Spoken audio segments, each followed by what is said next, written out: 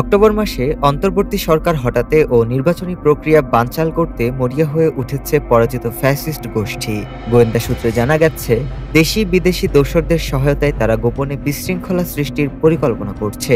মূল টার্গেট ধানমন্ডি ৩২ নম্বরে হঠাৎ বিপুল জনসমাবেশ ঘটিয়ে নিয়ন্ত্রণ নেওয়া। আইন শৃঙ্খলা বাহিনী ইতোমধ্যে সতর্ক অবস্থানে রয়েছে। পুলিশের অভ্যন্তরে আওয়ামী মতাদর্শে প্রভাবিত কিছু সদস্য তথ্য পাচার করছে বলেও সন্দেহ আছে।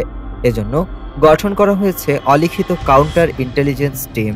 সাইবার ইউনিটও নাশকতা প্রতিরোধে কাজ করছে। পুলিশের একাধিক কর্মকর্তা জানিয়েছেন, অক্টোবরে বড় ধরনের হামলা ও বিশৃঙ্খলার আশঙ্কা রয়েছে। ইতোমধ্যে আওয়ামী লীগের হাজারো নেতাকর্মী আত্মগোপনে থেকে মিছিল ও গুপ্ত হামলার ছক কষছে। ডিএমপি ও অন্যান্য বাহিনীর সিনিয়র কর্মকর্তারা মাঠ পর্যায়ে সরাসরি তদারকির নির্দেশ পেয়েছেন। পুলিশি তথ্য অনুসারে পরিস্থিতি অত্যন্ত সংবেদনশীল ও চাপপূর্ণ হয়ে উঠেছে। ডেস্ক রিপোর্ট, আজ বার্তা।